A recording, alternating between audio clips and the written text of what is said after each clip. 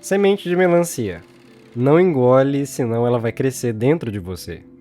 Eu me lembro até hoje a primeira vez que eu ouvi essa história quando eu era criança. O medo que eu senti era muito diferente dos outros.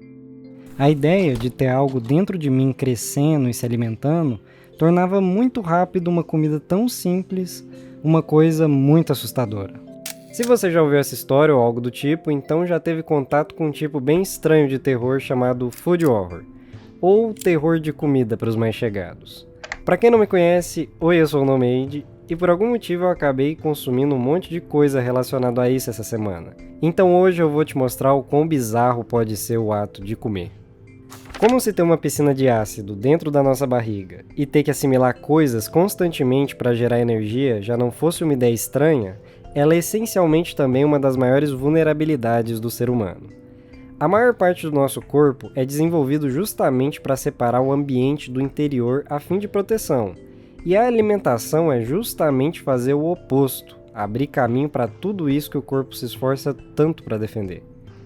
Talvez por essa vulnerabilidade ser tão grande, nós temos tanta sensibilidade a coisas podres e passadas. Um mínimo detalhe estranho é o suficiente para fazer a gente parar de comer ou perder o apetite completamente. E isso não é frescura do seu corpo. O tipo mais comum de infecção do mundo atualmente é alimentar, mesmo com toda a tecnologia que a gente desenvolveu. Sintomas muito comuns desse tipo de infecção, como desidratação e fraqueza, eram muitas vezes fatais antigamente para o ser humano. Então, mesmo que a medicina hoje em dia consiga lidar muito bem com esse tipo de coisa, o seu corpo ainda se lembra. E é justamente desse medo que nasce um dos principais tipos de food horror. Desse sentimento incontrolável de repulsa e medo que o seu corpo tem sobre coisas que ele percebe que vão te fazer um mal terrível. Pessoalmente, eu sinto isso bastante. Eu lembro até hoje de jogar Resident Evil 7 e de todos os bichos estranhos e monstros assustadores, o que mais ficou na memória é com certeza a geladeira repugnante do começo do jogo e o jantar com a comida tenebrosa que você é obrigado a comer. Mas eu acredito que nessa área em especial, nenhum jogo ou filme conseguiu superar a realidade em si. E quando é esse o tópico, sempre me vem à mente um caso. Em 1999, um supermercado chamado Mexia nos Estados Unidos fechavam as portas. Os donos declararam falência em setembro de 99, mas mesmo antes disso o mercado já havia cometido múltiplas violações de segurança e saúde alimentar. O que tornou esse caso algo realmente fora do comum foi que quando isso aconteceu, os donos não se encarregaram de limpar a comida e os materiais orgânicos dentro do perímetro. Eles simplesmente fecharam as portas e deixaram o local. Por quase 3 semanas, os alimentos dentro do mercado foram deixados apodrecendo. Frutas e carnes rapidamente se tornaram colônias perfeitas para fungos e bactérias, decaindo em acúmulos gigantescos de contaminação. Ratos e insetos se aglomeravam em montes, comendo tudo o que podiam e se multiplicando exponencialmente. Por volta de 18 dias depois do abandono, a companhia de eletricidade cortou a energia do perímetro. Vegetais passaram a decair ainda mais rápido e a quantidade de moscas passou a crescer ainda mais. Alguns relatos indicam que haviam tantas moscas no local que elas passaram a dificultar a visibilidade dentro do mercado. Na natureza, é muito comum que o processo de decomposição do material orgânico seja feito de forma rápida e ao ar livre, com os materiais rapidamente sendo consumidos por animais e o resto dissolvendo no solo. Mas não nesse lugar, o supermercado não tinha nada de natural. Ele era lacrado por todos os lados, evitando a entrada de animais grandes. As embalagens de plástico, em que envelopavam as carnes e produtos orgânicos, agora serviam de proteção para os acúmulos de bactéria que cresciam exponencialmente.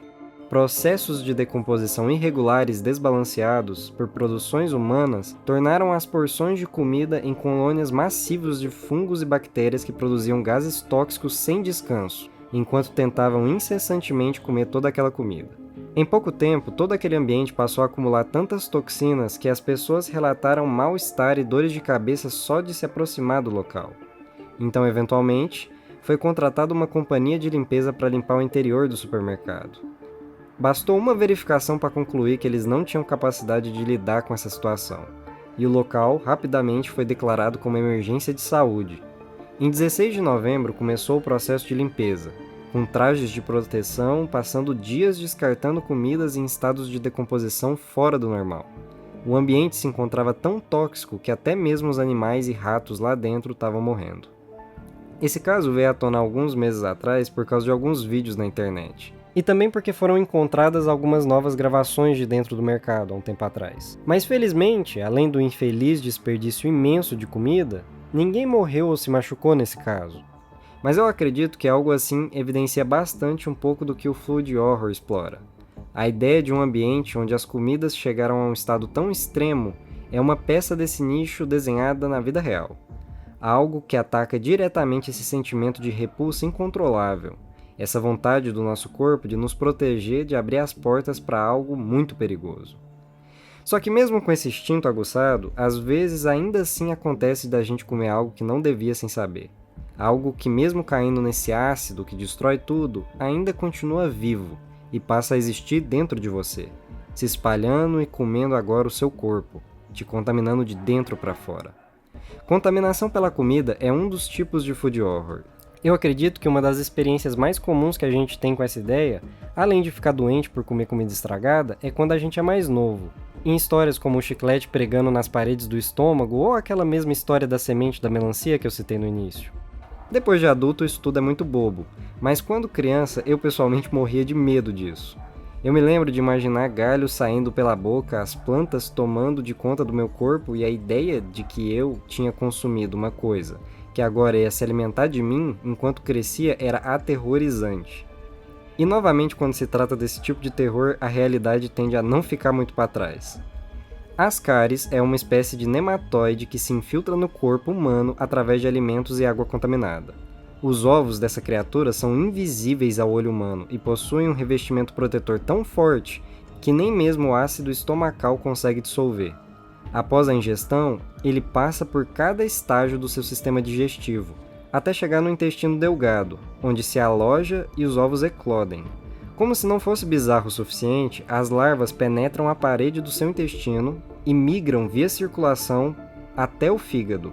Logo depois, eles vão até o pulmão, onde amadurecem ainda mais. Depois de amadurecer, os vermes penetram através do pulmão para a garganta, onde são engolidos novamente e retornam ao intestino delgado. Lá, eles vão passar anos se alimentando de você, colocando mais de 200 mil ovos todo dia, liberados no ambiente, contaminando mais ainda a água e o solo onde tocam. Cada um deles podendo esperar anos até serem ingeridos novamente, de forma invisível, em uma comida aparentemente limpa. Uma única contaminação dessas criaturas é capaz de infectar o indivíduo com centenas deles. Em alguns casos, tantos que são capazes de obstruir a passagem do intestino e matar a pessoa literalmente de dentro para fora. Tá, se você conhece um pouco do que eu tô falando, talvez tenha percebido que esse bicho terrível e abominável que eu tô comentando é, na verdade, a lombriga. E eu não menti em nada do que eu falei, o verme Ascaris é realmente assustador mesmo. O que acontece é que esse é mais um daqueles problemas que o humano achou soluções tão eficientes para um problema que com o passar do tempo ele se torna muito banal e nada preocupante. Às vezes a gente se esquece que há menos de 100 anos até mesmo pegar uma doença bacteriana muito comum dos dias de hoje, como infecção urinária, era um problema seríssimo, que não só ia te afetar por meses, mas também tinha grandes chances dessa infecção se espalhar até os seus rins e causar uma morte lenta e terrível. E um ponto interessante desse tipo de terror é que esses parasitas comerem o ser humano de dentro para fora faz parte também de algo como food horror. Vale dizer que eles não fazem isso com a intenção de prejudicar alguém em si. Eles, assim como nós, só estão tentando comer. E o que causa desconforto na gente é que ao invés de nós estarmos consumindo algo, agora nós somos a comida. É algo que, por mais que no papel seja uma coisa muito bizarra, não costuma causar muito estranhamento. E não é à toa, isso acompanha a experiência humana desde o início da nossa vida até o fim dos nossos dias. Mas mesmo assim, no final das contas, se alimentar continua se resumindo em jogar coisas em uma piscina de ácido dentro da gente para serem dissolvidas em troca de energia. Algo que, se não fosse bizarro, não causaria esse sentimento desconfortante quando a comida passa a ser a gente. Talvez por ser algo tão esquisito, bem embaixo do nosso nariz, o tipo de food horror mais comum é justamente o que subverte os papéis nesse processo, colocando o ser humano como objeto a ser consumido. E por mais que existam muitas obras que exploram esse tópico, Existe uma que apareceu recentemente que chama a minha atenção mais que todas as outras, e faz isso de uma forma, no mínimo, fascinante. Delicious in Dungeon, Dungeon Mesh ou Marmita e Calabouços para os mais íntimos, é um mangá escrito e desenhado por Ryoko Kui, que teve um anime produzido recentemente, agora em 2024. Na história, um grupo de aventureiros desce em um calabouço para tentar salvar um integrante do grupo, que se encontra nas partes mais profundas do lugar. Mas para fazer isso, eles acabam enfrentando um problema muito grande com suprimentos e logística. Então, para chegar lá, eles passam a se alimentar de monstros e criaturas que vão encontrando pelo caminho. Se você já assistiu, talvez deva estar se perguntando como isso se liga com Food Over, porque um dos principais destaques da obra é definitivamente a comida deliciosa criada a partir dos componentes do lugar. Sopa de sereia, omelete de basilisco, carne assada de dragão. Sério, assistir esse negócio com fome é uma tortura. Mas é justamente sobre essa camada fina de história fofa e comidas divertidas que a obra esconde algumas questões muito perturbadoras. Conforme ela avança, a obra passa cada vez mais a discutir questões sobre ética da comida. Até onde é ético comer uma criatura, um fungo vivo, um animal vertebrado, algo muito similar a um humano. Desde o começo fica muito claro que comer monstros é um tabu muito grande naquele mundo. Mas as coisas são tratadas de forma tão leve que a gente até se esquece que a premissa para aquela jornada é uma situação, na verdade, bem complicada. São pessoas correndo contra o tempo enquanto não tem outra opção a não ser comer o que podem. E conforme o tempo passa, fica cada vez mais difícil de diferenciar o que é humano e o que não é. Assim como monstros cozinhados com todo tipo de tempero e apresentados de forma impecável e apetitosa, é uma obra temperada de aventura e leveza, enquanto o prato principal é uma alegoria sobre a ética do consumo de seres humanos. Uma peça inegável do terror que é quando nós somos o alimento. Se você não assistiu, eu recomendo bastante, é uma das coisas mais legais que eu assisti esses últimos tempos. Além dessas coisas que eu falei, tiveram outras 2 obras que eu assisti nesse tema também, mas eu preferi deixar de fora, porque no caso foram Tá Chovendo Hambúrguer 2, e outro filme é um dos anos 70, chamado The Stuff, que por mais que ele seja um ótimo exemplo dos temas de contaminação, eu acabei achando melhor não botar aqui. Por motivos óbvios, eu acho. Enfim, muito obrigado para quem assistiu até aqui, e eu acho que eu te vejo no próximo vídeo. Tchau, tchau!